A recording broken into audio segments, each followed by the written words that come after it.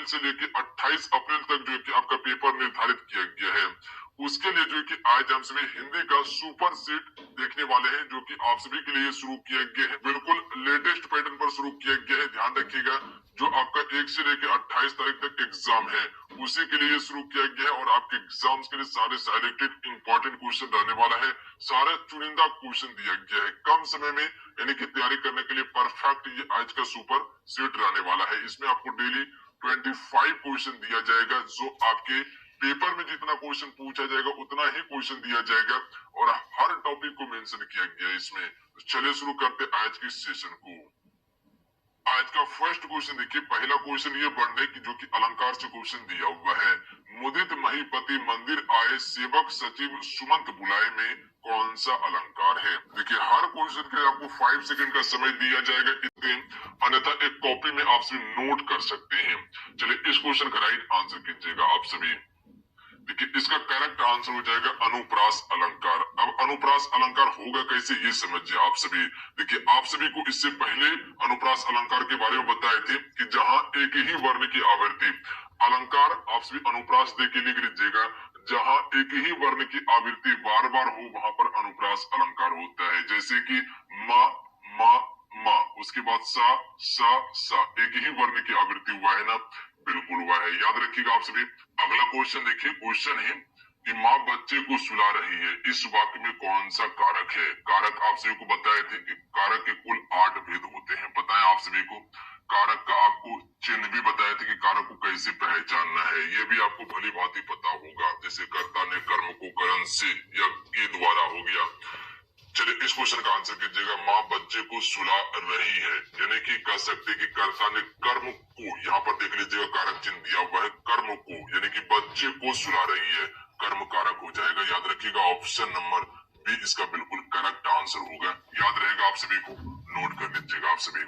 अगला है मेरे द्वारा यह काम हुआ, इस वाक्य में कौन सा कारक है? मेरे द्वारा यह काम हुआ है, यानी कि के द्वारा की यहाँ पर बात किया गया है।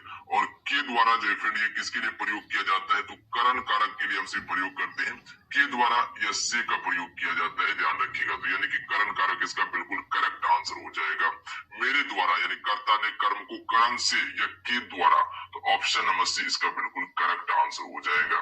क्लियर है? अगला क्वेश्चन देख लीजिएगा, गाय का पुल्लिंग क्या होगा?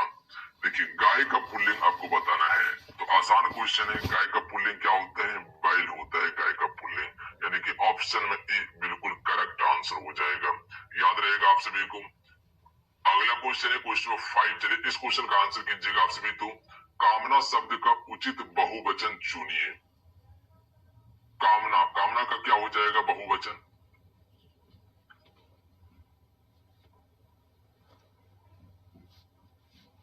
कामनाएं इसका बिल्कुल करेक्ट आंसर होगा। ध्यान रखिएगा कामना दिया हुआ है, यहाँ पर ए दे के चंद्र बिंदु दे दीजिएगा तो इसका बहुवचन बन जाएगा। एक वचन में किसी एक ही व्यक्ति या वस्तु का बोध होता है, पर बहुवचन में बात किया जाए तो इसमें एक से अधिक का बोध होता है। ध्यान रखिएगा, जैसे हम कह सकते कि लड़का, वो एक वचन है, वही कह दे लड़के तो वो बहुवचन हो जाएगा। लड़के में बहुत सारा लड़के आ जाएगा।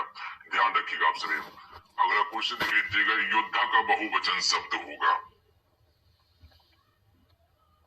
देखिए योद्धा का जो बहुवचन होता है योद्धा ही होता है, याद रखिएगा आप सभी। डी करेक्ट आंसर होगा। अगला है कि निम्न में से अमृत शब्द का पर्यायवाची नहीं है, इनमें से कौन सा जो है कि अमृत का पर्यायवाची शब्द नहीं है?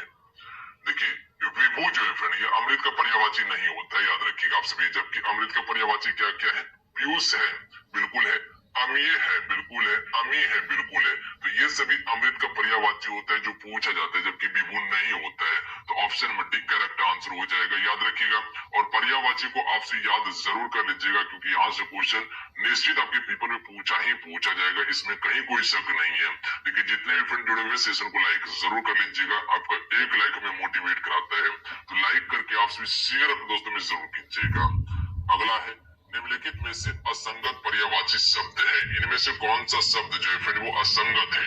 देखिए मृग की बात किया जाए तो हिरन इसका पर्यायवाची बिल्कुल सही है, यह हिरन का पर्यायवाची मृग होता है। मोर का पर्यायवाची केकी भी होता है, बिल्कुल सही है। तोता को किर भी कहा जाता है, बिल्कुल सही है। ध्यान रखिएगा आप सभी, यानी कि हिरन को मृग कहते हैं, मोर को केकी के नाम से भी जाना जाता है और उसके बाद तोता को किर के नाम से जाना जाता है, जबकि नग और नट ये गलत है, ध्यान रखिएगा आप सभी। नग का जो हो जाता है जैसे पर्वत हो जाता है, पता है आप सभी को, पहाड़ भी हो जाता है, गिरी हो जाता है, महीधर हो जाता है, ये नग का पर्यायवाची होता है। अगला है उच्छ्वास किसका विलोम शब्द है? तो देखिए उच्छ्वास की बात किया गया है, तो उच्छ्वास का क्या हो जाएगा विलोम शब्द? डी करेक्ट आंसर हो जाएगा, निश्वास होगा, ध्यान रखिएगा आप सभी। ऑप्शन नंबर डी बिल्कुल राइट आंसर हो जाएगा, जो भी डी को टिक करे बिल्कुल करेक्ट आंसर है। अगला है नूतन का विलोम शब्द है। देखिए फ्रेंड आप सभी लास्ट में 25 क्वेश्चन में कितने स्कोर कर पा रहे हैं, अपना स्कोर नीचे कमेंट करके जरूर बताइएगा आप सभी। चलिए इस क्वेश्चन का राइट आंसर कीजिएगा आप सभी। नूतन का विलोम जो होता है वो क्या होता है? पुरातन होता है, ये सभी को पता होना चाहिए। इस क्वेश्चन का आंसर बिल्कुल आसान और इजी क्वेश्चन था। अगला है कि राम नई पुस्तक लाया, इस वाक्य में राम है, राम डैश है, तो राम ने नई पुस्तक लाया। देखिए इसमें राम जो है, राम क्या है? तो कह सकते कि राम एक संज्ञा शब्द है, और इसमें कौन सा संज्ञा हो जाएगा? व्यक्तिवाचक संज्ञा होगा, ध्यान रखिएगा आप सभी। यानी कि ऑप्शन में भी करेक्ट आंसर हो जाएगा। याद रखिएगा व्यक्तिवाचक संज्ञा में क्या आ जाएगा? जिसमें किसी नाम आ जाए। जैसे अगर देश की बात किया जाए तो देश में अगर हम ये कहें कि देश कौन सी संज्ञा है, तो ये आपका जातिवाचक संज्ञा होगा, क्योंकि देश एक ही नहीं है। जैसे भारत है तो पाकिस्तान भी एक देश है, बांग्ला भी एक देश है, तो वो जातिवाचक संज्ञा है। ऐसे अगर हम डायरेक्ट इसका नाम लिख दे कि भारत, तो ये एक क्या हो गया? व्यक्तिवाचक संज्ञा हो गया, ध्यान रखिएगा। तो जितने भी नाम है वो सभी व्यक्तिवाचक संज्ञा है। भाववाचक संज्ञा में किसी व्यक्ति का भाव को दर्शाते हैं हम सभी, जैसे कि बुढ़हारी, वो उसका भाव है, ध्यान रखिएगा, यानी कि गुण दोष को दर्शाते हैं। उसके बाद विशेषण और कर्म कारक के बारे में आपको पता ही होगा। अगला है निम्नलिखित में से जिन शब्दों का रूप सदैव समान रहता है उन्हें हम सभी क्या कहते हैं? तो उसे हम सभी अव्यय शब्द कहते हैं, ध्यान रखिएगा।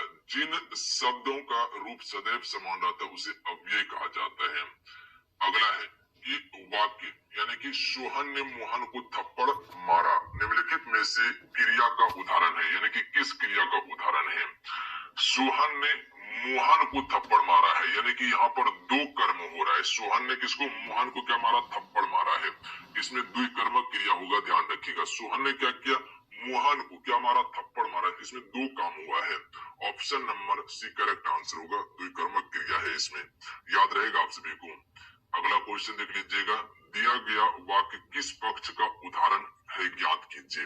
यानी कि वाक्य दिया हुआ है और इसमें पक्ष ज्ञात करना है। जैसे कि बच्चे मैदान में खेल रहे हैं, इसमें कौन सा पक्ष है? तो बच्चे मैदान में खेल रहे हैं, यानी कि इसमें पूर्ण पक्ष होगा, ध्यान रखिएगा, क्योंकि बच्चे कहाँ खेल रहे हैं? मैदान में खेल ही रहे हैं, तो ये पूर्ण पक्ष का ही उदाहरण है। अगला क्वेश्चन देख लीजिएगा, मौसमी किस प्रकार का विशेषण है? तो मौसमी की यहाँ पर बात किया गया है, तो आप सभी को पता होना चाहिए अगर किसी का गुण दोष बताना हो तो ये मौसमी उसका गुण ही बता रहा है, तो option number D correct answer हो जाएगा। ये क्या है? गुणवाचक विशेषण है, ध्यान रखिएगा आप सभी।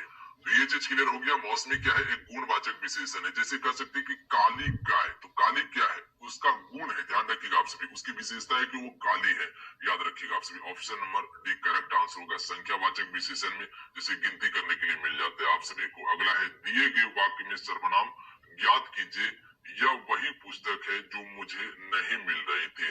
यही से याद रखिएगा विशेषण का जो कि फ्रेंड चार भेद होता है विशेषण का, याद रखिएगा आप सभी। कितना भेद? चार भेद होता है विशेषण का। और सर्वनाम का कितना भेद होता है? तो इसका 6 भेद होता है सर्वनाम का, ध्यान रखिएगा आप सभी। सर्वनाम का 6 भेद होता है। दिए गए वाक्य सर्वनाम ज्ञात कीजिए, यह वही पुस्तक है जो मुझे नहीं मिल रही थी, तो इसमें कौन सा सर्वनाम हो जाएगा? तो यहाँ पर देखिएगा तो संबंध की बात किया जा रहा है कि यह वही पुस्तक है जो मुझे नहीं मिल रही थी, यानी कि यहाँ पर संबंध डायरेक्ट आपको देखने के लिए मिल रहा है। तो option number D correct answer हो जाएगा, संबंधवाचक सर्वनाम हो जाएगा, याद रखिएगा आप सभी। यह जो है यह वही पुस्तक है जो मुझे नहीं मिल रही है, तो डायरेक्ट यहाँ संबंध की बात किया गया है। यह मेरा घर है, संबंधवाचक सर्वनाम है। या कह सकते कि ये काली गाय जो है कि मेरी है, यानी कि यहाँ पर भी संबंधवाचक है। किस शब्द में करण तत्पुरुष समास है? देखिए तत्पुरुष समास की बात किया जाए तो इसका स्पेशल जो है कि एक 6 भेद होता है तत्पुरुष समास का, याद रखिएगा आप सभी। कितना 6 भेद होता है तत्पुरुष समास का। जितने भी आपका कारक चिन्ह है वो तत्पुरुष समास को विभाजित करता है, याद रखिएगा आप सभी। जैसे कि कह सकते कि करण, करण तत्पुरुष की बात किया गया है तो करण के लिए क्या है, से है और के द्वारा है, से है और के द्वारा है, के द्वारा है। तो देखिए ऑप्शन में बी करेक्ट आंसर हो जाएगा, गुण से युक्त या गुण के द्वारा युक्त। इसको अगर समास विग्रह करके देखिएगा तो गुण से युक्त, याद रखिएगा आप सभी। इसमें ऑप्शन बी करेक्ट आंसर होगा। इसमें क्या होगा, आपको समास विग्रह करके देखना होगा। अगला है अष्टाध्यायी शब्द में कौन सा समास है। देखिए अष्टाध्यायी की बात किया गया है तो यहाँ पर देख सकते हैं 8 की यहाँ पर बात आ रहा है। अष्ट, अष्ट मतलब 8 ही होता है। इसका करेक्ट आंसर हो जाएगा द्विगु समास। देखिए द्विगु समास में जितने भी संख्या वाला शब्द है वो द्विगु समास के अंतर्गत आता है। जैसे कि चौराहा हो गया, पंचमुखी हो गया, तेराहा हो गया, ये सभी द्विगु समास है। द्वंद्व समास में अपोजिट शब्द होता है। अगला क्वेश्चन देख लीजिएगा, वन प्लस औषधि संधि विच्छेदन किसका उदाहरण है। तो वन और औषधि की बात किया गया है तो वन औषधि, तो इसका संधि विच्छेदन जो है किसका उदाहरण है, वृद्धि संधि का उदाहरण है। याद रखिएगा आप सभी, किसका उदाहरण है जी, वृद्धि संधि का उदाहरण है ये। अगला क्वेश्चन देख लीजिए क्वेश्चन में बी से, कि निर्देश दिए गए मुहावरे एवं लोकोक्ति का सही विकल्प छांटिए। देखिए भूले दुख की याद दिलाना, इसका अर्थ क्या होता है। भूले दुख की याद दिलाना यानी कह सकते हैं कि जो जख्म पूरा हो चुका था, खत्म हो चुका था, उसको फिर से खोद के क्या करना, ताजा कर देना, यही है ना इसका अर्थ। तो इसमें ऑप्शन में डी करेक्ट आंसर हो जाएगा। इनमें से कोई नहीं होगा, ध्यान रखिएगा। अल्प समय के लिए लाभ नहीं होगा, बहुत कंजूस होना नहीं होगा, अपराधी सदा संकित रहता है, ये भी नहीं होगा, ध्यान रखिएगा आप सभी। अगला क्वेश्चन देख लीजिए क्वेश्चन में 21 के, निर्देश दिए गए प्रश्न में मुहावरे एवं लोकोक्ति का सही विकल्प छांटिए। चूना लगाना मुहावरे का अर्थ क्या होगा। चूना लगाना यानी कि क्या हो जाएगा, धोखा देना हो जाएगा, डी करेक्ट आंसर होगा। अगला क्वेश्चन देखिए 22 नंबर है कि नेताजी भाषण देते हैं, यह वाक्य किस काल में है। तो नेताजी क्या कर रहे हैं, भाषण देते हैं, यानी कि भाषण दे ही रहा है, तो ये वर्तमान काल हो जाएगा, क्योंकि भाषण अभी दे रहा है, ना दिया हुआ है और ना देने वाला है, तो दे ही रहा है, तो ये वर्तमान काल हो जाएगा। अगला है देवनागरी अंक कितने होते हैं। तो देखिए देवनागरी अंक की बात किया गया है। देखिए हिंदी को जो हम सभी लिखते हैं वो देवनागरी लिपि में लिखते हैं, पता है आप सभी को, और इसमें 10 अंक है, ध्यान रखिएगा आप सभी। तो याद रखिएगा अगर क्वेश्चन पूछा जाए कि देवनागरी में कितने अंक हैं, 10 अंक हैं। अगला है शेखर एक जीवनी किसका प्रसिद्ध उपन्यास है। देखिए शेखर एक जीवनी जो है ये आपका अज्ञे जी का एक उपन्यास है, यानी कि option number D sorry B correct answer होगा। याद रखिएगा आप सभी, अज्ञे जी का है। अगला क्वेश्चन है 25 नंबर की, सतो गुण से युक्त वाक्यांश के लिए सार्थक शब्द इनमें से कौन सा है।